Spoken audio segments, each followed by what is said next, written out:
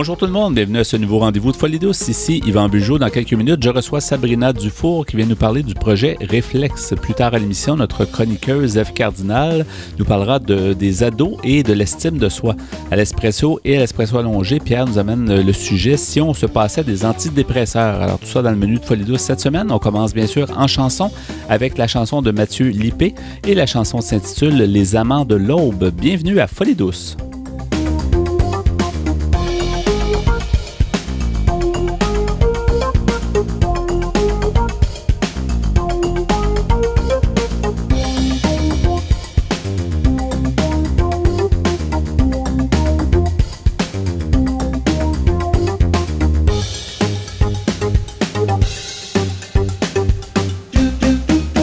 La santé mentale, c'est à force d'en parler qu'on cessera d'en parler.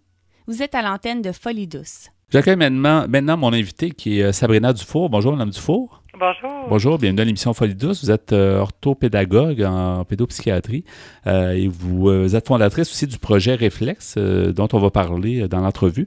Donc, comment vous pouvez nous présenter ce projet-là d'abord pour débuter l'entrevue? Oui, ben en fait, le projet Réflexe se veut vraiment pour les jeunes hommes scolarisés, principalement là, entre 12 et 16 ans. On a inclus maintenant une cohorte de filles également. Et c'est un projet là, de rééducation des fonctions exécutives. Donc, tout ce qui est planification, organisation, gestion du temps, mémoire, tout ça. Là, donc, on veut vraiment aller donner un support là, en lien avec les fonctions exécutives pour les jeunes qui ont différents déficits, là, soit le TDAH, soit le syndrome de la Tourette ou autres là, qui ont des impacts. En règle générale, c'est pas toujours c'est pas toujours des fonctions ou des fonctions exécutives dont vous parlez. C'est quelque chose qu'on maîtrise là, chez les jeunes. C'est pas toujours le cas, même si on n'a pas comme tel un diagnostic. C'est bien de s'en intéresser. Est-ce que c'est quelque chose qui est relativement nouveau? Oui, tout à fait. Ben, en fait, il y a beaucoup de projets là, qui démarrent en ce sens-là, parfois un peu plus au niveau primaire, en prévention, mais principalement à l'âge adulte. Là, ce que nous, on visait, c'était plus à l'âge au niveau secondaire, là, d'aller les supporter dans le développement de ces fonctions exécutives-là. Mais on voit de plus en plus que différentes difficultés, tant au milieu scolaire que dans la vie au quotidien, ça peut être lié là, à ces déficits d'organisation et de planification-là là, qui sont de plus en plus adressés. Là.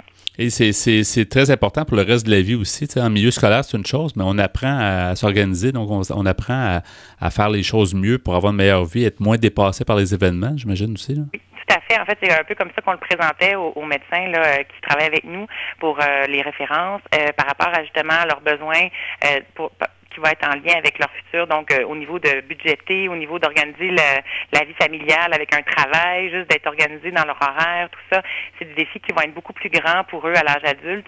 Alors, on essaie d'y aller là, plus avec leur réalité au quotidien de leur vie adolescente pour justement anticiper les défis qui vont être beaucoup plus grands là, à l'âge adulte. Qu'est-ce qui a fait que vous avez voulu prendre part à ce projet-là et puis justement développer le projet? Oui, nous, on avait déjà beaucoup de références d'adolescents là, qui étaient référés directement à moi en individuel pour des difficultés de cet ordre-là. Par contre, ce que moi, je voyais qui manquait, c'était vraiment un besoin d'échange avec d'autres adolescents qui ont les mêmes réalités, un peu le même parcours aussi depuis le primaire. Là. Et c'est vraiment ça qui a fait qu'on a voulu aller créer une formule plus de groupe et il n'y avait pas aucun service non plus, tant au public qu'au privé, pour aller essayer d'adresser ces fonctions-là, tant en rééducation, là, que ce soit en orthopédagogie ou même en psychologie, il n'y avait aucun service où on pouvait référer les parents pour aller les aider à supporter les jeunes dans le développement de ces fonctions-là.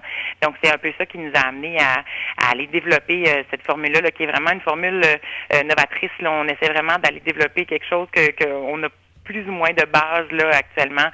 On y allait vraiment avec notre expérience puis avec toutes les recherches actuellement en cours pour développer un projet qui veut aller dans ce sens-là. Oui, de façon pratique, ça se présente comment? Comment ça se passe? C'est quelque chose qui est fait sur un certain nombre de mois? Ou, puis oui, qu'est-ce qui se passe? En fait, c'est une formule de 12 séances. Oui. Et après ça, on a un support là, à 1 mois d'intervalle et à 3 mois. Et c'est des rencontres d'1 heure qui sont faites en clinique externe là, de pédopsychiatrie à Granby. Et ce sont des groupes là, de 3 à 4 adolescents qui sont là à chaque semaine, une fois par semaine avec moi.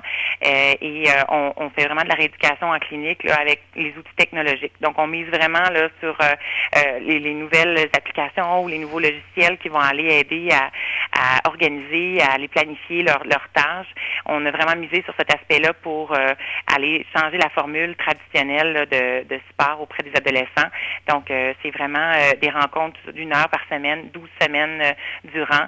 Et après ça, on assure un suivi là, pour voir le maintien des outils. Parce que c'est pas quelque chose qu'on a prévu nécessairement dans les milieux scolaires, l'organisation. On dit toujours, bon, les jeunes doivent être organisés. Déjà, en plus, s'il y a une problématique, là, c'est des jeunes que vous voyez, c'est plus des jeunes qui sont déjà comme diagnostiqués avec une certaine problématique, mais c'est pas quelque chose qu'on montre de façon systématique dans les écoles, là.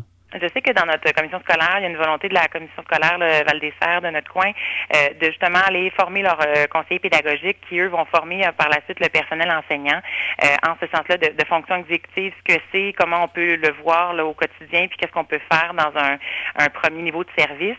C'est sûr que nous, oui, comme vous le nommiez, on a un service plus spécialisé là, avec une clientèle qui a beaucoup plus de problématiques là, et qui a des problématiques qui sont complexes. Par contre, effectivement, les fonctions exécutives, c'est quelque chose qui touche beaucoup de jeunes qui n'ont pas nécessairement de diagnostic. Et c'est ça, en fait, qui est intéressant à aller échanger avec les gens de la commission scolaire. Là, on a eu une rencontre dernièrement pour justement voir le niveau de connaissance des intervenants en scolaire également. Et c'est ce qu'on souhaite, le partage d'informations en ce sens-là, parce que on doit aller rejoindre le plus grand nombre d'adolescents là, qui ont des besoins dans ces fonctions exécutives-là. Et suite à ce projet-là, en fait, quand les gens participent, qu'est-ce qu'on vous rapporte? Qu'est-ce que les jeunes vous rapportent? Et qu'est-ce que peut-être la famille, les gens entourant les jeunes, est-ce qu'ils voient une différence? Est-ce que ça se montre comment, finalement, cette différence-là? Oui, nous, on a on a deux regards différents. On en a un qui est plus standardisé, là, avec des échelles qui vont aller mesurer les fonctions exécutives au départ et à la fin du groupe. Ce qu'on observe avec ces échelles-là, pour l'instant, avec les cohortes qui ont passé, c'est vraiment une amélioration au niveau de l'initiative et au niveau de l'organisation. Donc, les deux échelles qui ont le plus augmenté, là, suite au groupe, c'est ces deux échelles-là. Par contre, les parents nous ont nommé vraiment une implication plus grande au niveau de leurs tâches, un meilleur contrôle de vraiment comment ils peuvent aller organiser leurs éléments puis aller démarrer une activité là qui était pas là. Et au niveau de la mémoire également, on travaille beaucoup. C'est ce que les parents nous ramènent. Et les jeunes, en fait, vraiment au niveau des outils techno, c'est quelque chose qui va les chercher davantage et ça leur a ouvert vraiment les yeux sur différents outils qui sont maintenant disponibles pour vraiment s'organiser et planifier, parce que généralement, pour les jeunes qui viennent nous voir, c'est souvent l'agenda, les post-it qui ont été utilisés puis qui pour eux n'ont pas fonctionné.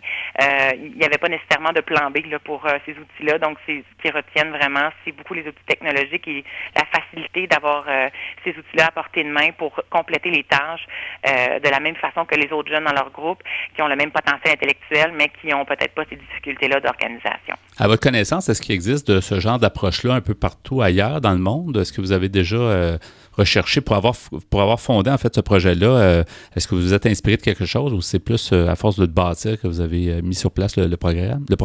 Oui, c'est sûr qu'avec l'expérience clinique, on a vraiment été chercher des choses qui pour nous avaient du sens dans l'intervention. Par contre, on a été chercher aussi une collaboration avec un psychologue en particulier dans la région de Trois-Rivières qui, lui, avait fait un gros plus au niveau des outils technologiques à l'adulte, qui n'avait pas nécessairement une rééducation derrière, là, mais avec plus la vision d'outils technologiques et de support par les outils technologiques au niveau adulte. C'est ce qui nous a donné le goût d'aller chercher un peu cette variable-là, mais au niveau adolescent. Donc, c'est le seul point vraiment commun qu'on peut aller chercher. Mais sinon, dans les programmes que nous, on connaît de rééducation, plus au niveau des fonctions exécutives, c'est plus quelque chose au niveau primaire, au niveau de prévention, mais de là à avoir un programme de rééducation, à notre connaissance, il n'y avait rien de ce genre-là. C'est un projet en fait qui est récent. Comment vous voyez l'avenir du projet Réflexe, justement, vous qui l'avez mis sur place? Comment vous voyez évoluer? Est-ce que c'est trop tôt pour déjà voir un peu la suite ou? Ben déjà, en fait, nos cohortes, là, on a toujours une cohorte qui commence à chaque 3 mois. Au départ, on avait un groupe, après ça, on avait 2, et là, on est rendu là à 3 groupes à la fois. Donc, c'est sûr qu'il y a une progression au niveau des inscriptions, au niveau des références par les pédopsychiatres de notre clinique qui est grandissante. Donc, on voit déjà un engouement pour ce projet-là.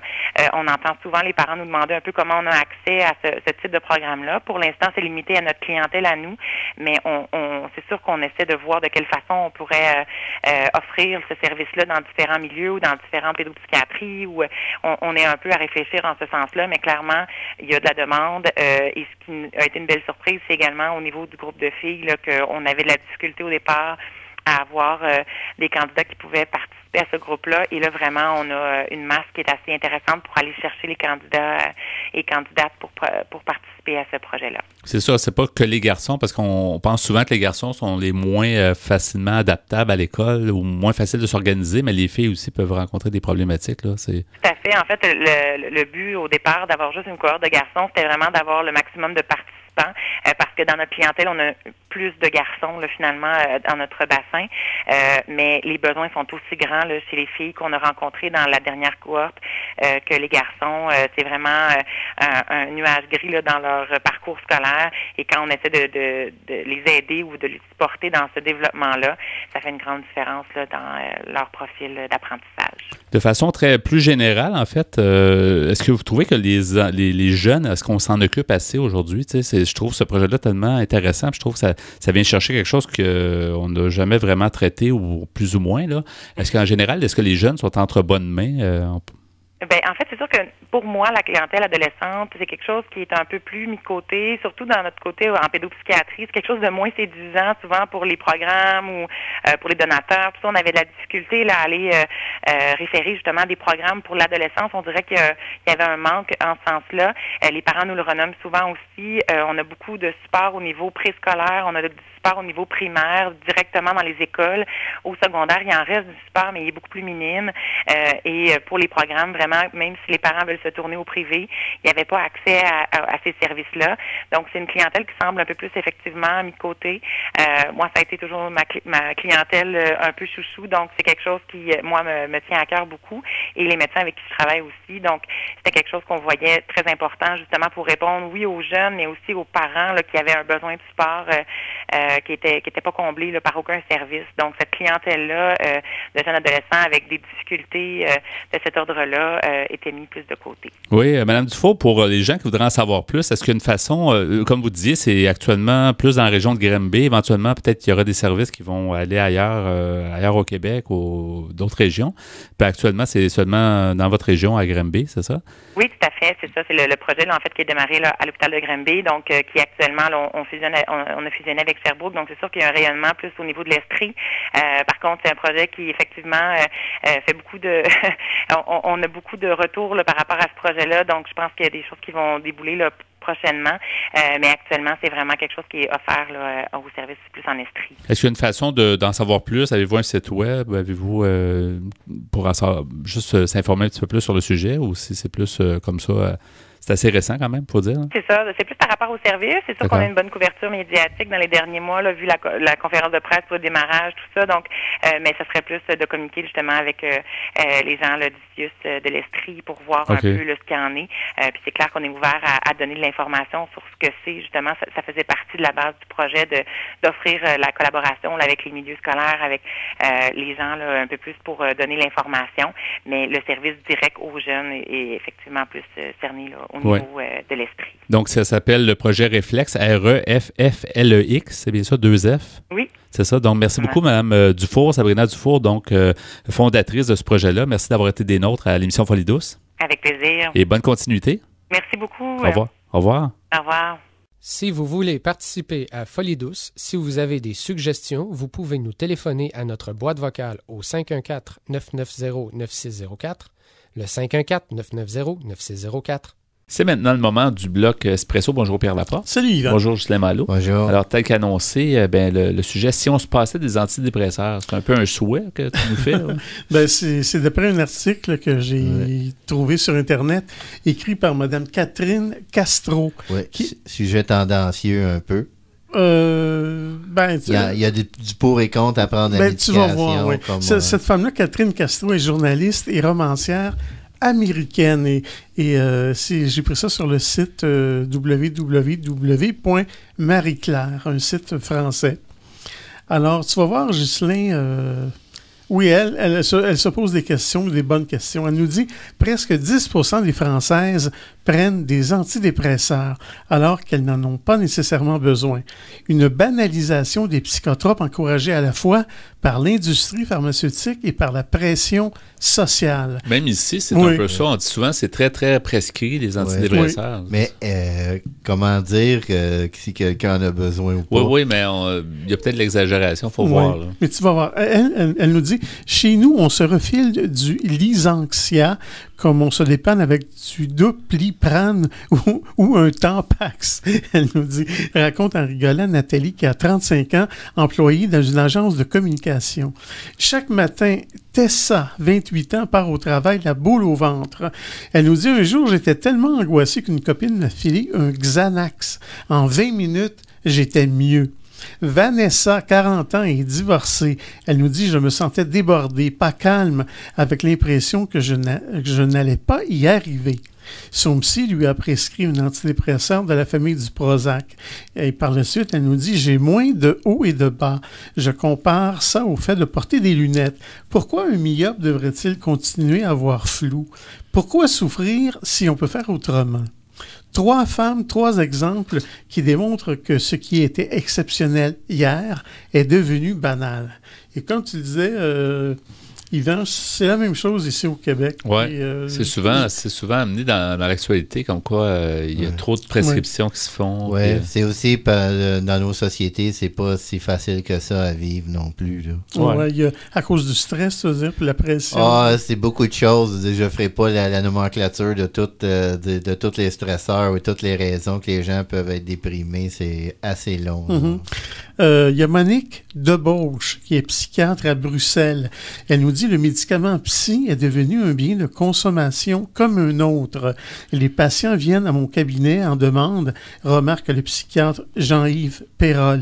Ils veulent absolument être soulagés, être sous anesthésie, ne plus sentir la douleur, comme s'ils cherchaient à fuir la réalité. » Danilo Martuccelli, qui est sociologue, il nous dit « L'expérience ordinaire de la vie est devenue une série d'épreuves.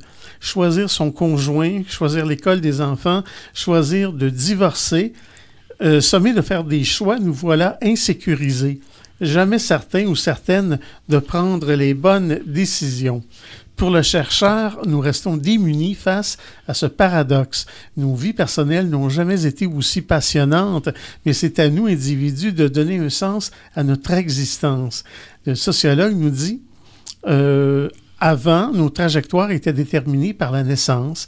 Nous ne bénéficions d'aucun support extérieur. Être désormais enjoint d'assumer la responsabilité de tout ce qui nous arrive, tout en aspirant à un mieux-être idéalisé, crée une grande tension. Oui. On pourrait aussi, mais on peut pas idéaliser le passé. Parce que je me souviens qu'il y a beaucoup d'hommes qui buvaient à la taverne et c'était un médicament pour oublier leurs problèmes. Des hommes qui buvaient à la stupeur. Encore aujourd'hui. C'est un peu des groupes de parole de l'époque. Là, je pense pas qu'il y avait de la parole. Je pense plus qu'il y avait le lever du coude et boire Oui, mais entre hommes, je pense que ça peut... Oui, mais écoute ceci. Les femmes sont 2 fois plus touchées que les hommes. Médicaments, yoga, sport, thérapie alternative, tout est bon pour supporter l'angoisse, la réussite et soulager la tension. Dans cette quête sacrée, les femmes arrivent en tête. D'abord parce qu'elles sont davantage touchées par les troubles dépressifs, en moyenne 2 fois plus que les hommes.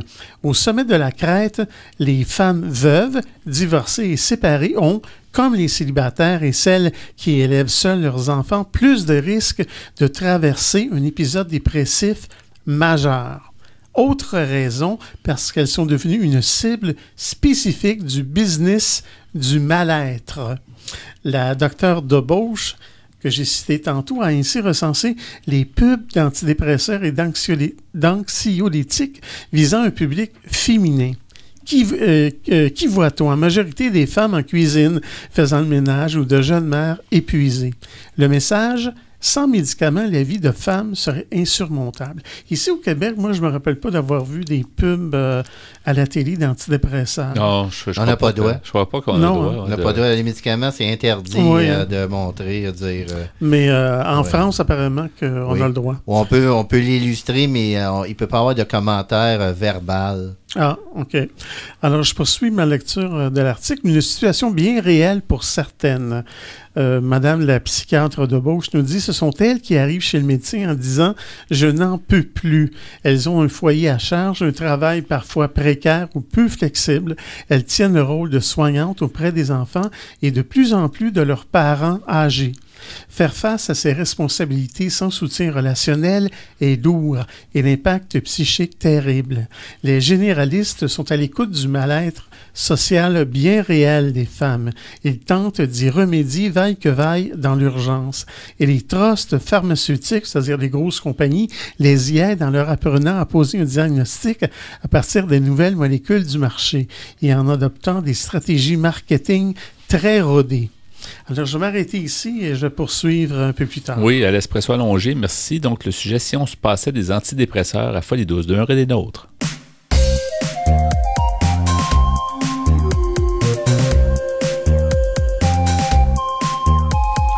À venir dans l'émission Folie douce, notre collaboratrice Ève Cardinal nous parle des ados et de l'estime de soi. À l'Espresso allongé, on poursuit avec « Si on se passait des antidépresseurs ». Vous entendrez aussi en chanson « Hold On » de Kid Wise et « Bad Luck » de Vincent Vallière. Vous souhaitez réagir au propos de l'émission, vous désirez participer à Folie douce, vous avez des idées pour nous, écrivez-nous par courriel à l'adresse foliedouce@antenne.qc.ca ou téléphonez-nous au 514-990-9604. Vous écoutez Folie douce, l'émission hebdomadaire qui démystifie les problématiques de santé mentale depuis plus de 25 ans. De retour au micro dans quelques instants.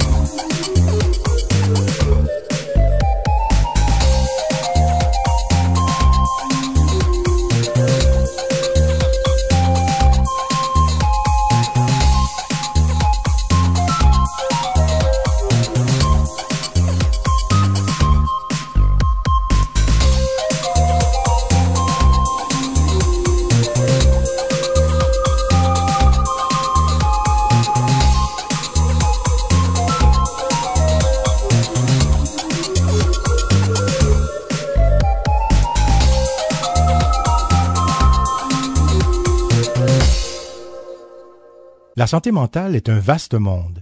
Venez avec nos chroniqueurs qui nous amènent en territoires inconnus. C'est avec bonheur que je reçois Ève Cardinal. Bonjour Ève. Allô Yvan. Bonjour, une habituée, bien sûr, une membre officielle des chroniqueuses de l'émission Folie douce. Toujours avec grand plaisir. Toujours, et c'est toujours intéressant. Ça t'intéresse beaucoup le domaine de la santé mentale. Cette semaine, la chronique va porter sur ados et santé mentale, les adolescents et la santé mentale. Il y a beaucoup de choses à dire là-dessus, c'est sûr? Oui, particulièrement, en fait, Yvan, sur l'adolescence et l'estime de soi. Hein. C'est pas un problème ou un trouble psychologique en soi, mais en fait, au niveau de l'estime de soi, c'est très important au niveau de la santé psychologique et psychique que l'adolescent, en fait, développe une saine estime ou en tout cas, ou l'inverse aussi peut causer certaines problématiques, là, surtout à ces âges-là, mais à toute période de la vie, mais tu sais, au moment, comme tu sais, je pense que tu as des ados, Antoine, hein? Non? Oui. Ben, c'est jeune ça. ado, oui. Donc, l'estime de soi, on est dans une période où est-ce qu'il y a toutes sortes de changements physiologiques, psychologiques. Donc, ça devient quand même un élément assez important à cette période-là. La bonne nouvelle, comparativement à mon époque et peut-être la tienne, pas très loin des époques, là, nos époques, mais il y a peut-être plus de choses qui se disent, il y a peut-être plus de démystifications qui se font auprès des adolescents. Donc, ils sont mieux préparés, à mon avis, pour les enjeux là, de santé, donc de santé mentale aussi. Là. Mais tout à fait, hein, on en parle plus. Même, on parle souvent des médias sociaux. Ça peut justement, par exemple, être un facteur qui peut empirer, mais aussi aider l'estime de soi. Donc, il y a aussi des groupes d'entraide. Les adolescents peuvent peut-être plus communiquer entre eux sur certaines... Ils sont moins isolés qu'on a pu l'être peut-être à l'époque où il n'y avait pas Internet. Oui, effectivement. Donc, ça brise une certaine forme d'isolement. Puis, en même temps, il y a des adolescents qui peuvent se retrouver aussi dans d'autres personnes. Mais d'abord, on pourrait définir, on pense qu'on le sait, mais c'est quoi l'estime de soi? Hein? Ouais. Bien, l'estime de soi, c'est l'idée qu'on se fait de soi-même. C'est une perception qui est souvent fortement influencée par des changements sociaux dans lesquels on vit. Donc, par exemple, ça peut être un nouvel emploi, la perte d'un emploi, une rupture amoureuse. Donc, l'estime de soi se bâtit beaucoup au niveau de l'environnement, mais se bâtit beaucoup aussi en soi-même. Et particulièrement, l'enfant et l'adolescent se voient souvent principalement dans les yeux et le regard que portent sur lui les personnes qu'il juge importantes dans sa vie. Donc là, on parle à ce moment-là des parents, des grands-parents, des amis, de l'entourage. Là, on a parlé des médias sociaux, donc ça peut aussi être un enjeu qui définit l'estime de soi. Donc ça, on part avec la base de définir un peu c'est quoi. Et sachons là, que l'âge adulte, ça ne met pas fin à cette quête d'estime de soi, mais que comme je l'ai dit, l'adolescence est une période charnière là, à ce type de recherche-là. Oui, parce qu'on n'est pas tout à fait adulte, puis on découvre quand même certains enjeux qu'on ne pouvait pas rencontrer quand on était enfant. Donc, c'est quand même une grosse période là, qui, comme tu dis, même le jeune âge des adultes aussi est aussi influencé par ça. Là.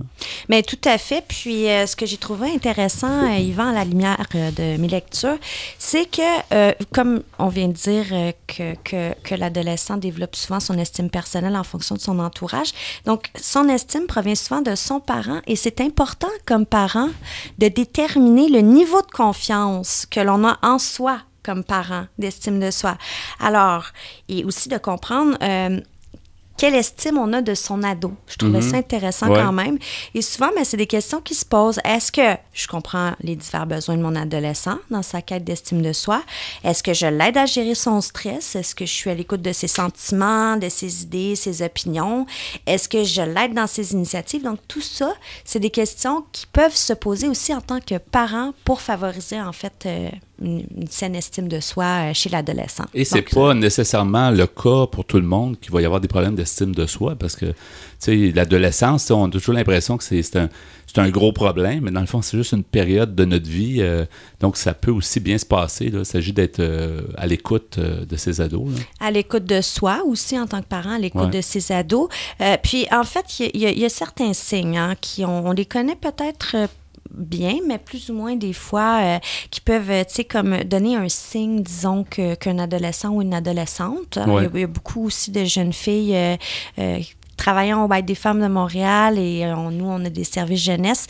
On travaille énormément dans les écoles avec des programmes jeunesse pour renforcer l'estime personnelle. Est-ce que tu savais, Yvan, c'est quoi, selon toi, la moyenne d'âge que les jeunes filles se mettent au régime? Moi, je dirais un chiffre, genre 14 ans, là. Eh bien, tes proches, là, c'est 12 ans. Ah wow, hein? Okay. Il y a énormément, il y a un fort pourcentage de jeunes filles qui se mettent au régime et qui ne s'aiment pas physiquement dès le début là, de l'adolescence, sinon c'est pas la préadolescence. Donc, mais... Il faut dire quoi à une adolescente qui... tu sais, je veux dire, souvent, on va lui dire, non, t'es correct, puis c'est tout à fait normal là, que t'as un corps comme t'as. Puis souvent, les jeunes sont très bien, il n'y a pas d'embonpoint, il n'y a rien. Là. Qu'est-ce qu'on dit à une adolescente, particulièrement une adolescente qui a un problème d'estime de soi puis qui pense qu'il a besoin d'un régime à 12 ans, 14 ans?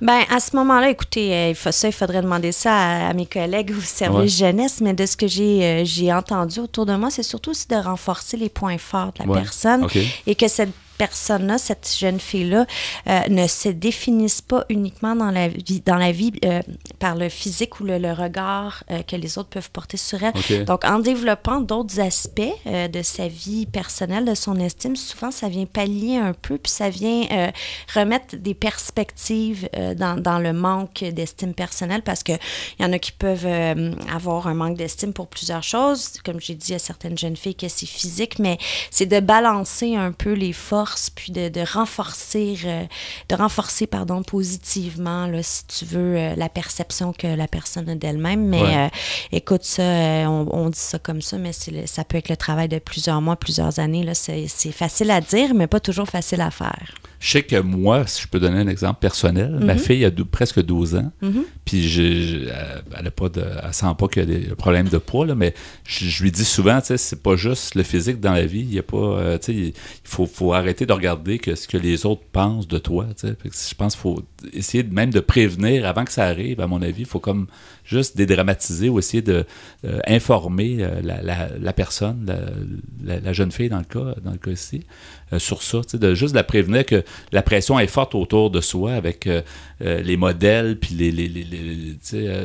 toujours l'apparence et tout ça. Donc déjà, hein, même quand on est adulte, puis qu'on a développé quand même certains mécanismes de protection, on s'entend que c'est pas toujours facile. On se fait juger sur son travail, on se fait juger sur son apparence, sur son poids, trop maigre, trop gros, trop grand, trop petit. Je veux dire, il y a le jugement aussi de la société est très, très fort par le paraître. Donc, c'est ça, c'est de se développer, en fait, une estime de soi qui est assez forte pour voir ses points forts, ses faiblesses, puis s'accepter finalement comme on est. L'estime de soi aussi, je pense qu'il y a un côté aussi... l'estime de soi, il y a le côté aussi, je pense, à part physique, il y a aussi le côté, peut-être, tu sais, les gens se disent, je suis pas bon, je suis pas bonne, tu sais, au niveau, par exemple, scolaire ou au niveau, dans la vie, tu sais, je suis pas intéressant, les propos que je tiens sont pas intéressants. Il y a ça aussi, c'est pas juste le côté physique. Ah non, ça va dans comme plusieurs sphères de la vie, mais il y a des signes aussi, hein, tu sais, des fois, on voit des gens qui sont très rigides dans leurs opinions ou, comme on dit, qui sont, en bon français, qui sont fermés d'esprit, mais c'est pas toujours nécessairement seulement que ça, mais souvent, les gens qui ont une faible estime de soi vont être très rigides aux idées des autres, vont se fermer parce qu'ils n'ont pas confiance en eux. Donc ça, c'est plusieurs signes. Alors, souvent, chez un adolescent, par exemple, ce qui peut caractériser une faible estime, c'est une mauvaise opinion de soi, se dévaloriser, un sentiment d'imposture. Hein? Tu sais, quand on parle du syndrome de l'imposteur, les adolescents ont souvent ce sentiment-là de façon plus ou moins fluctuante, si on veut. La peur du changement, la passivité, d'autres signes peuvent être aussi une mauvaise hygiène personnelle. Donc, tu sais, il y a plusieurs facteurs puis plusieurs situations qui peuvent définir, là, si on veut, une faible estime de soi. Oui, puis c'est ça, on peut le remarquer comme ça. Il nous reste encore quelques minutes, Ève. C'est un sujet fort important, bien sûr, et je sens que tu es arrivé aussi avec quand même beaucoup de matériel, beaucoup d'informations. Qu'est-ce que tu peux nous dire aussi sur le sujet? En fait, justement, pendant l'adolescence, hein, c'est le développement d'une forte estime est très important. Comme je disais. Alors, comment on peut aider un adolescent? Hein? Ça, c'est une question qu'on peut se poser. C'est sûr qu'il n'y a pas de formule magique, mais il y a certaines façons d'aider son adolescent, son adolescente à améliorer l'estime de soi. Donc, on peut dresser avec lui ou elle ou l'inviter à dresser une liste de tout ce qui rend cette personne-là heureux puis qui enrichit sa vie de façon positive. On peut encourager aussi son adolescent à écrire ses sentiments ou les enregistrer ou peu importe, mais pour apprendre à se connaître soi-même. Donc, tu sais, un processus aussi de s'intérioriser puis de valoriser ses points forts et de reconnaître aussi ses points faibles parce qu'une bonne estime de soi, en fait, c'est aussi de reconnaître ses points faibles. On ne peut pas être bon, être parfait dans tout, être le plus beau, le plus fin, le plus intelligente. Donc, c'est un peu de savoir jauger ça, là, si on veut. Et ce que je retiens de mon cours de philo du cégep, c'est connais-toi toi-même. Exactement. À tous les âges. Alors, on peut mettre en pratique chez les ados aussi, à ce moment-là, de bien se connaître. Si on se connaît bien, c'est souvent difficile parce qu'on est jeune, on n'a pas eu encore beaucoup d'expérience. Mais Justement, ça, c'est le défi de l'adolescence. On ne se connaît pas encore tout à fait avec ses limites. Donc, effectivement, ton proverbe, l'adage est très, très approprié là, dans ce cas-ci. Connais-toi toi-même. Apprends à te connaître. À te connaître. Et peut-être que les autres peuvent t'aider à te connaître aussi, c'est ça? Tout à fait. Puis pour eux, on est bien vieux, là, mais on a l'expérience dans le corps aussi, on s'entend. Exactement. L'estime de soi aussi,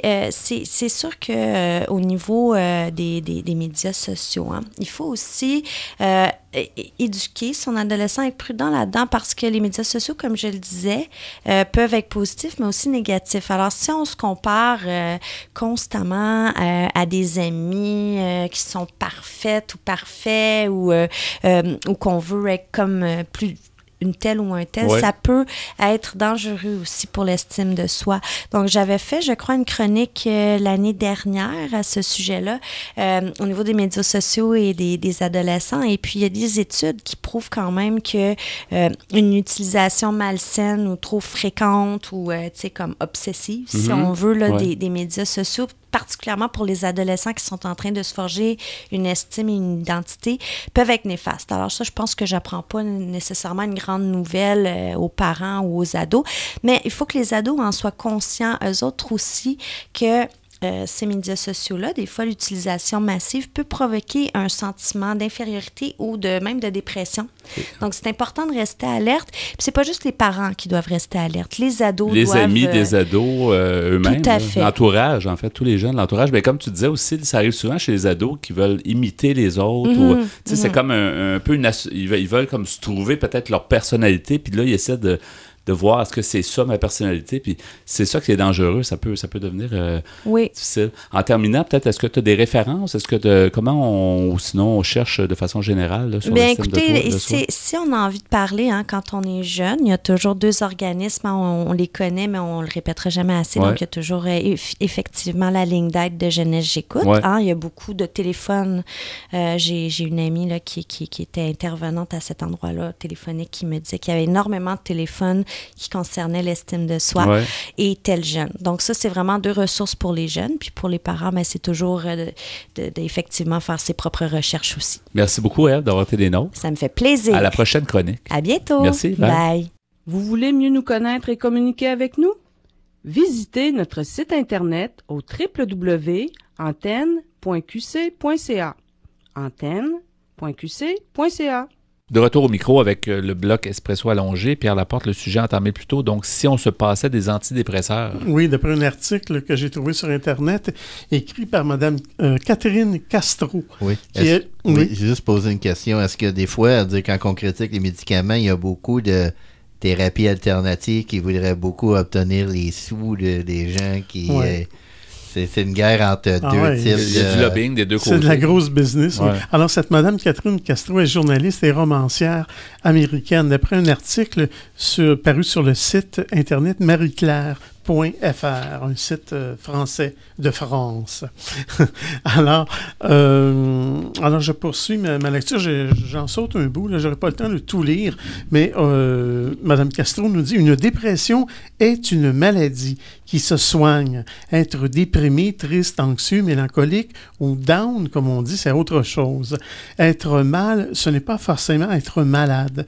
Certes, c'est au médecin de poser le diagnostic, mais à nous aussi d'apprendre à nous écouter et à chercher une oreille bienveillante.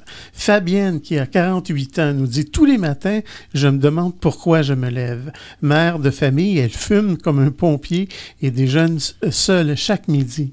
Elle nous dit « J'ai un boulot, un mari et des enfants super, mais je m'ennuie, même avec mes amis.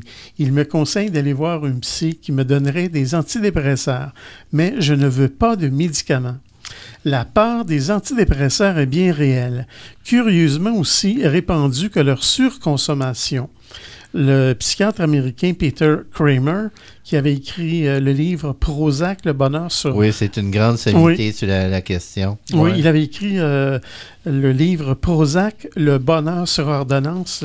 Lui, il est très critique face aux antidépresseurs. Oui. Sauf que c'est pas un apologiste. J'ai déjà lu des articles. C'est comme quelqu'un qui est assez dans le milieu. Il n'est pas pour ni contre. Il est réaliste, mais il critique. Il souligne aussi que ça prend de la thérapie avec ça. Oui. Mais ça, c'est une bonne chose aussi d'être. Je pense qu'on a. C'est bien. Oui, j'ai dit qu'il était con, mais tu as raison de me corriger là-dessus. Oui, il a un œil critique. C'est ça. Oui. Alors, lui, il nous dit, n'est-il pas dérangeant de savoir que les médecins peuvent remodeler le comportement social de leurs patients à l'aide de traitements chimiques? Depuis l'arrivée de la fameuse pilule du bonheur en 1986, puis du Deroxate en 1992, la tendance est à la prescription massive. Ces molécules qui augmentent la production de sérotonine dans le cerveau sont souvent prescrites à très petite dose afin d'atténuer l'anxiété et les baisses de régime. Si bien que les Américains les ont classés dans la catégorie de la psychopharmacologie cosmétique, des traitements de confort qui permettent aux bien portants d'être, en toutes circonstances, adaptés à leur environnement. Oui, il faut aussi dire, par exemple, un problème pour la consommation, c'est qu'on vit dans des sociétés qui n'ont pas de grands projets, c'est collectif, c'est difficile. Oui, les projets collectifs. Le côté compétitif. Non, je dirais, un projet, il y a un projet qui nous unit tous, c'est assez difficile. Une grande partie de la société, on a de la difficulté. C'est pas pour rien que des pays, quand ils sont en guerre, les gens, ils tiennent les coudes ensemble. Il y a moins, Pour ça, il n'y a pas, c'est pas aussi uni. Là, un grand projet. Alors, je poursuis ma lecture. Une équipe de recherche de l'Université de Californie à Los Angeles a montré que si dans une colonie de singes dont on retirait le mâle dominant, on donnait du Prozac à un mâle choisi au hasard, celui-ci devenait le dominant. Imaginez qu'une personne timide, obsessionnelle, émotive ou encore caractérielle pourrait, avec ce type de molécule, être formatée, entre guillemets, pour avoir l'attitude sociale correspondant à une norme peut être effrayant. Ne pas péter les plombs en réunion, ne pas élever la voix lors d'un désaccord professionnel ou amoureux, ne pas pleurer parce qu'on a raté son train, ne pas quitter un dîner trop ennuyeux. Dans un article paru dans Le Monde diplomatique, la sociologue Eva Illouz dénonce la fabrique de l'âme standard, entre guillemets. Pouvoir contrôler ses émotions est maintenant assimilé à un signe de maturité, souligne-t-elle. La personne, dans son intériorité, est devenue la cible d'une industrie qui a l'individu comme principale marchandise. Pour que l'humain soit toujours plus rentable, on a standardisé l'âme. Oui, mais ça permet aussi des gens de fonctionner, par exemple. C'est ça qui est le... Il y a des gens, des fois, que c'est trop difficile pour dire. Il y a des choses qu'ils ne peuvent pas corriger, puis ça les permet. On en a à la fois besoin, mais pas en trop grande quantité. C'est compliqué. Il n'y a pas de réponse simple. Ça, là, on est dans le gris.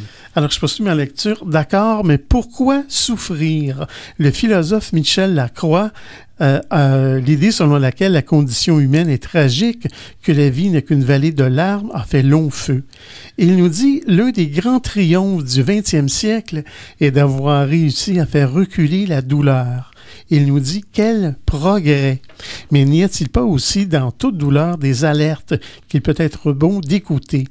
Ne vaut-il pas mieux regarder nos émotions en face plutôt que de les faire taire à coups de médicaments? La psychiatre Céline Tran nous dit les émotions sont des processus d'adaptation indispensables à la survie. Il n'y a pas de bonnes ou de mauvaises émotions. Nos humeurs sont fluctuantes parce que nous nous adaptons en permanence. Cet médecin fait de la thérapie cognitivo-comportementale et de la thérapie cognitive basée sur la pleine conscience et prescrit des médicaments seulement si nécessaire. L'objectif, prévenir les rechutes dépressives. Alors, je m'arrête là-dessus. L'article s'appelle « Si on se passait des antidépresseurs ». Et tous nos références sont sur notre site web. Oui. Les gens qui veulent aller vraiment cliquer dessus, c'est dans « Mentionner l'émission ». Donc, sur antenne.qc.ca peuvent retrouver ces références-là. Merci beaucoup, Pierre. Salut, Yvan. Merci, Ghislain. On poursuit à Folie douce. Vous souhaitez écouter l'émission Folie douce au moment qui vous convient le mieux? Branchez-vous sur notre site web pour accéder à notre canal radio sur YouTube. antenne.qc.ca, antenne.qc.ca. En conclusion de cette émission de Folie douce, on va y aller avec la nomenclature des chansons qu'on a écoutées dans ce rendez-vous de Folie douce. Ghislain Malo ici présent. Oui, bien sûr. On a écouté en début d'émission Les Amants de l'Aube. De Mathieu Lippé. On a écouté La Grande Allée. De Dimone. Dans la deuxième demi, Hold On. Oui, de Kid Wise. Oui, et à l'instant, Bad Luck. De Vincent Vallière. Voilà, merci beaucoup pour votre choix musical. Merci à toi et à Pierre. Merci Pierre pour la mise en onde. Bienvenue. Merci également pour tes blocs espresso et espresso allongé où on a parlé des antidépresseurs. En fait, tu nous disais si on se passait des antidépresseurs. Plusieurs références intéressantes. Merci beaucoup. Notre invitée en début d'émission, Sabrina Dufour, nous a parlé du projet Réflexe. On avait notre collaboratrice cette semaine aussi, Ève Cardinal, qui nous a parlé pour sa part des ados et de l'estime de soi. Alors tout ça dans le menu de cette semaine de Folie douce. Bonne semaine à tous. C'est Yvan Bugeaud à l'animation. À la prochaine. Au revoir.